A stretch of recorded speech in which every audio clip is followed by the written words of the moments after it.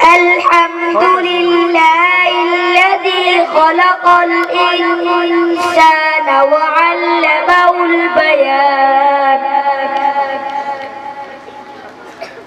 أما بعد إنك لعلى خلق عظيم. وقال النبي صلى الله عليه وسلم: من أحيا سنتي فقد أحياني، أو كما قال عليه الصلاة والسلام.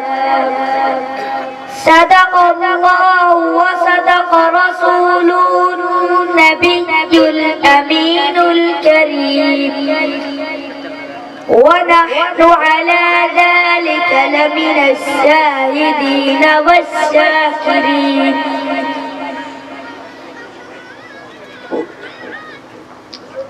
آج میں آپ حضرات کے سامنے چھوٹی عمر میں بڑے پیغمبر کی بڑی بات بلکہ عظیم پیغمبر کے عظیم اخلاق پیش کرنا چاہتا ہوں۔ میرے نبی کریم صلی اللہ علیہ وسلم اخلاق کے اعلیٰ مراتب میں فائز تھے۔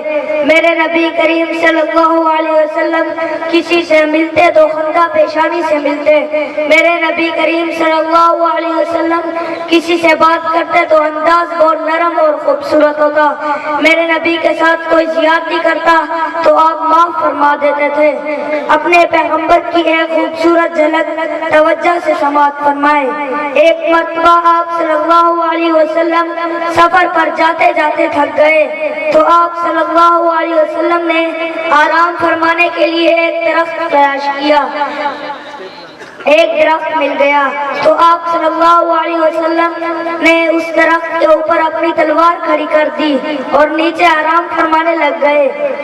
تو آپ صلی اللہ علیہ وسلم آرام فرما رہے تھے کہ ایک دشمن آیا اور وہ تلوار اتارنے لگ گیا تو آپ صلی اللہ علیہ وسلم جاگ گئے۔ تو وہ اس دشمن نے کہا کہ اب تجھے کون بچائے گا؟ آپ صلی اللہ علیہ وسلم نے بلند آواز سے کہا اللہ۔ اس کے ہاتھ سے تلوار چھوٹ کر نیچے گر گئی تو آپ صلی اللہ علیہ وسلم نے کہا کہ اب تجھے کون بچائے گا؟ تو پھر آپ صلی اللہ علیہ وسلم نے کہا کہ جا جا میں نے تجھے معاف کر دیا ہے۔ تو وہ دشمن کلمہ پڑھ کے مسلمان ہو گیا۔ دیکھو میرے بھائیوں، اس دشمن کے دل پر کیا ہی گزری ہوگی۔ آخر میں میری اللہ رب العزت سے دعا ہے کہ اللہ تعالیٰ میرے اس چمن کو سلامت رکھے اور میرے اساتذہ کرام کے اخلاص میں مزید برکت عطا فرمائے۔ آمین وما علینا الا البلاغ۔